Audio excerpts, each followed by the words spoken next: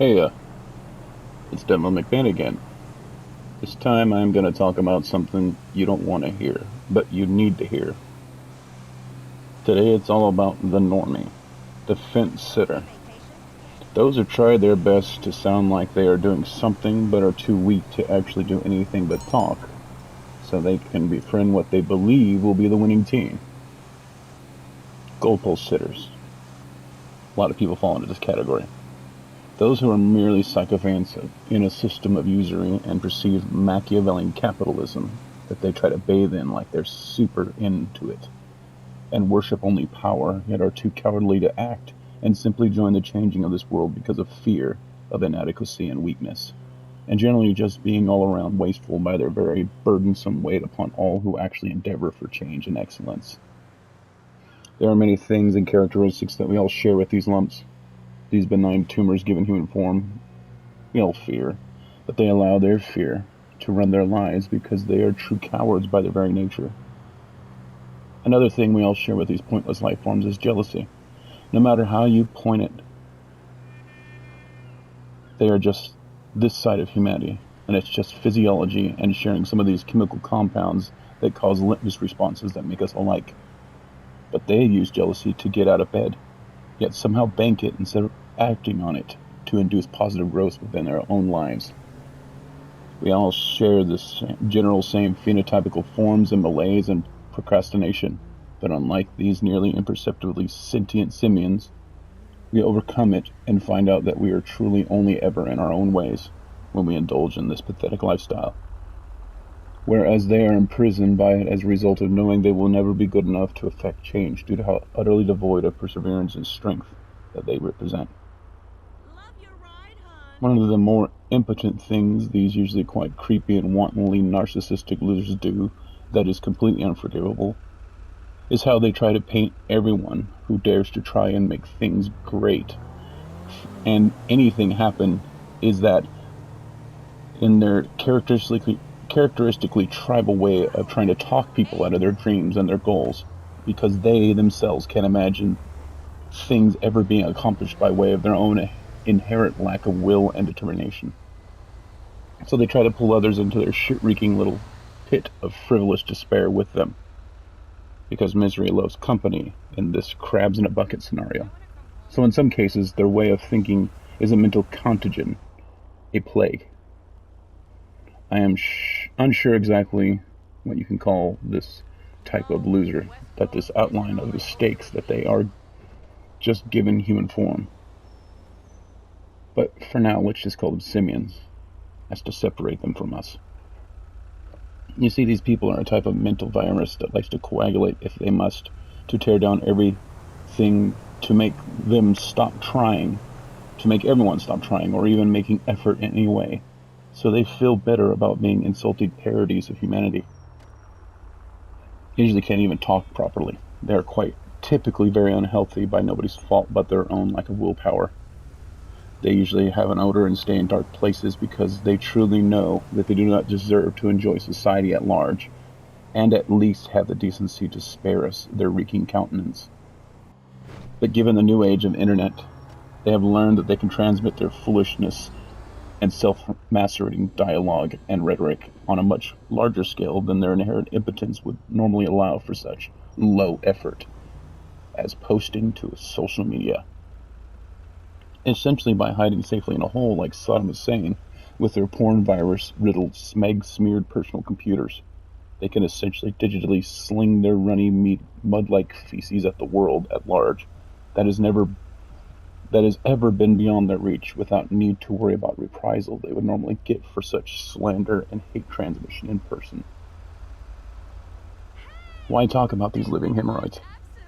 You may be asking. Well, it's quite simple. There are so many of these pathetic subhuman freaks out there, disaffected by society, not to due to society, but more to due to just how utterly insulting they are to all five senses that your average human has. They are usually obese and reek of musty feces due to chunk funk. They have predilections for the grossest entertainment and ever seek to get something more sleazy into their desires of debauchery that they disqualify themselves from due to just how ugly and freakishly unhealthy they are. I assume they have to pay double to even the worst prostitutes if they were to ever get business.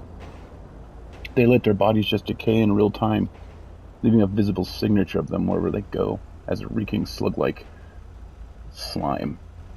They choose to talk unlike others because they never really are around others, so they use narcissism to try to stand out, and thankfully it shows like fireworks to allude to just how insecure they truly are. And so it just comes off as pedantic and grating, because they think that means they are smart and strong-willed, when in fact they are just assholes with a smugness that almost seems surgically implanted due to how unearned it is by a mere once-over look of these beasts. And for taste, well, I imagine they taste just like they smell, like despair and shame. The reason I mean to address this subhuman subculture, I guess, is because they are self-imposed, exiled, and often the fuel for any stupidity going on in this world. They will sell their souls for anything that validates their weakness and enables their brand of disgusting lusts. These gross satires of humanity will accept anyone who accepts their dysgenic, reprehensible ways, and therefore, along with those who are ruled by fear primarily, they seek to take control of their lesser, more sedate kind, the more typical center, fence-sitter, normie, and control them, and all to appoint themselves as the arbiter of the disaffected, when in reality they will merely perpetuate this downward spiral into ludicrous amounts of hubris and hate-based fear. These pathetic pseudo-intellectualism-based people, because they know that the corrosion of society will eventually cause everything to fall to such a low standard that they'll almost appear like a viable human instead of the freakishly gross mutants that they are by their own choice. If you see or smell these cancerous filth anywhere, make sure you glare at them. Make sure to comment on their stench and their homely fat countenance. It's still a shame that their failures of parents should have when they were children and should have been beaten for. Challenge their stupidity and rage wherever you meet them, because they will at most just glare and emit stench. You literally have nothing to fear from these repugnant ape-like parodies of humanity. Sure, some might have guns. Sure, some might have knives or bombs. But remember, this sort of activity requires effort. And effort is like kryptonite to these genetic dead ends, so you are going to be safe from throwing down these cancerous sores given human form. And you'd be doing your community a service to make sure that they stay down, because they don't deserve to be represented anywhere at any time by their own folly and massive stupidity. To put it simple, these gross freaks are usually where all bad ideas and society-destroying movements come from, where they just add to the hate and ferment this jealousy into a cult-like hate-fueled fervor. They are the fuel and often the spark that turns sour all things by way of their pathetic envy and self-appointed impotence. These losers are fuel for the fires of destruction often used by people who are actual dictators to start the raging fires of their very own country's demise through enforced totalitarianism, by way of utter desperation to just be the one who wants to control everyone else's life, to compensate for their lack of self-control. It is the only way to get a group together who would dare to throw their communities into fire and ruin. It is to target those who hate themselves and are too stupid and fearful to change themselves, and far too weak to ever try at all. All these psychopaths with megalomania have to do is be what these obese reeking mutants want to be, and then start feeding their self-serving natures to believe that society needs to change to include them and their wretchedness, or it must fall. And boom, you have a new movement. They are soulless, underachieving troopers of the Fourth Reich, the stormtroopers online, always hidden behind troll farms to boost their small, reeking numbers. They will never meet you face to face. They will never lift a finger to stop their own lives' spiraling downfall. They will always be there for the wannabe God King Supreme Leader types to initially use for their ignorance and lack of visions beyond the reach of their hunger and lust-filled minds. They deserve nothing. They earn nothing. And if they win, They are usually discarded and put down by their great leaders, for the very same reason that the useful idiots were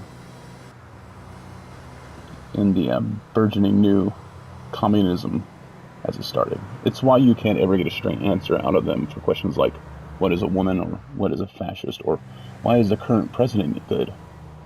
They have nothing but parroted dialogues they are passed down, and have nothing of worth going on between their ears, no matter how melodramatic and loud they get.